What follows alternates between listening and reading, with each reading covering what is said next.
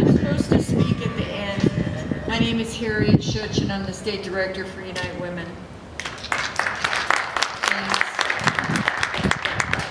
When we were considering doing this effort, we went and spoke to most of the candidates that were going to be running, because we needed to know, one, if they were going to be a part of our platform, because we can't endorse.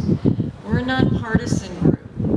We can support issues, we can educate voters so that they know the candidate better to make better choices, but we don't endorse. So we were going through trying to attempt to get an idea of the amount of support we could expect from those running for office.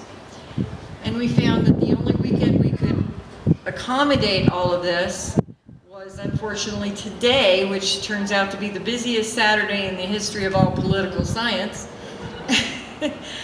But the surprising thing, we sent out 12,000 invitations. When I was trying to determine the crowd expectations, I told the city at first, well, I'm hoping for 1,000. If I get more, great. I lowered that to 700 because we were even having difficulties getting the grocery stores that we utilize consistently in our lives to give up water for our event. If I had been Little League, it would have been a different answer, I'm sure.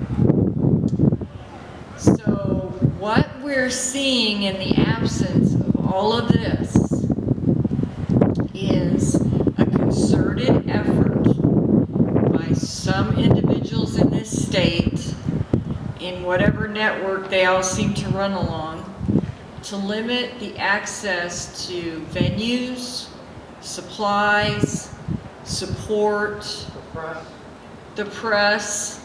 We contacted everyone. When we were facing, in the last couple of weeks, we do a lot of action, because Unite Women isn't just the Equal Rights Amendment. We're domestic violence. We're for women in service. We deal with sexual assault in the college campuses and in the military. We have outreach programs in so many different areas that if equal rights isn't something you're as passionate about, and there's something else, you'll find a home in Unite Women. You'll find people that will work with you and try and make your dream and your wishes accomplished if it's possible. But when we were faced with these poor girls from Nigeria that were all kidnapped, and we were developing an action plan for that, it crossed my mind when I was dealing with all the stuff trying to pull this together, and the resistance that I got when I was promised by so many that they would be there to support us, that they would financially invest in us. They all offered to speak. And then when it came time to get off the pot, we were denied access. All of a sudden we couldn't reach anybody. Nobody was returning calls. We, as 51% of the constituents, weren't going to be greeted in the way that we thought we had reached at this point in our lives. I mean, most people, I've even had arguments with people, and I know I'm not the only one, that they believe the ERA, the Equal Rights Amendment, had already been passed. And they were adamant that I did not know what I was talking about. It passed. What are you? So while I was trying to pull this all together and the Nigerian thing came along, I realized this is about value. If those girls were drugs, they'd have been found. If those girls were drugs, they'd have been busted. They wouldn't be kidnapped. there wouldn't be 100,000 of them in the United States of America every day being sold into sex slavery and sex trafficking. We're no better than any other country in this particular area, and it's an embarrassment. But I realized the resistance that I was receiving from parts of the community here, and then really bringing in that whole global look at women across the world, and realizing that we're being treated like just so much discarded trash. You know, we're the heads of more households now than men. We hold higher degrees everywhere, in all industries. We're gaining our market share, but we can't get representation. We can't get a simple equality. So, yes, this rally is less than I anticipated, but I think the fact of those that are missing, I think that their actions are speaking 10 times louder than their feigned support. And of course I'll be theirs. Because when push comes to shove, they're not there. So please accept my apologies for the minimal turnout, but understand. I don't accept your apologies. I applaud you for standing up, and I'm embarrassed by the people who are not here. Thank you, Dr. Fry.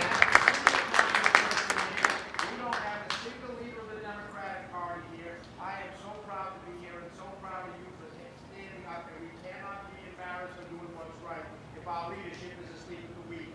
And I thank you. I want to make it clear, though, Roberta Lang, the state chair for the Democratic Party, was here, and she had a guest with her, but we had 2 people for her to talk to at the time. So they had to go on to another event. I was thankful that they came to ours, and they really wanted to be here. It wasn't sort of, you know, oh gosh, I'll do it. No, they really wanted to be here. We have one assemblyman here. Yes, we have one of the most.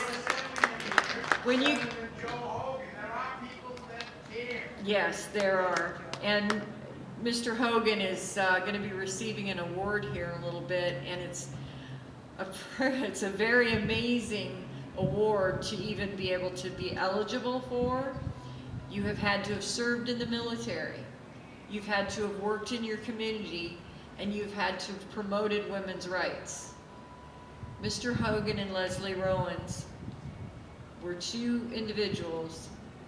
Mr. Hogan with a much lengthier life and career than Leslie's, but not any less significant, because to have all those and to qualify for this award is very difficult, very difficult. And when you hear Mr. Hogan's story about his efforts over the decades of his public service, you'll be amazed, and you'll feel hopeful from that.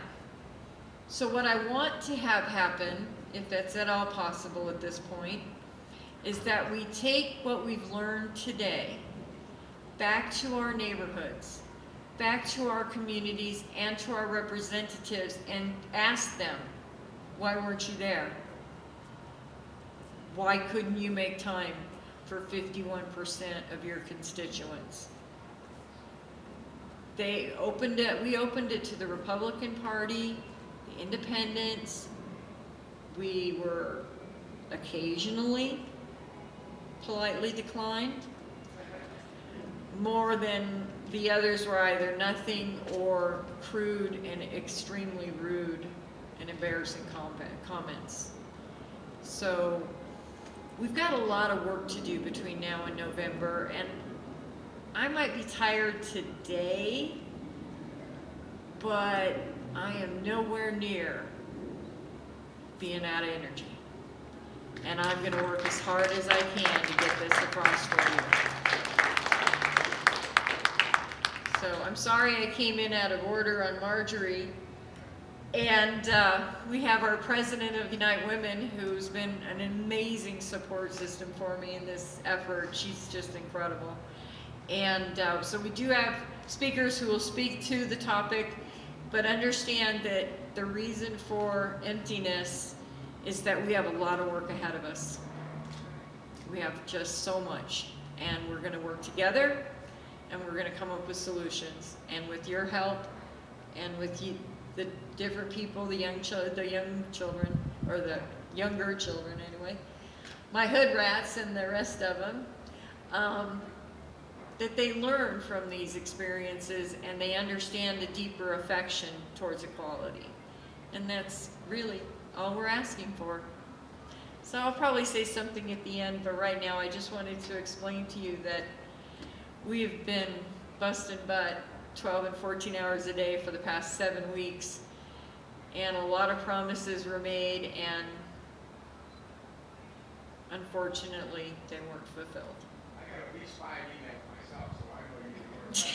At least 5, that would be concerning.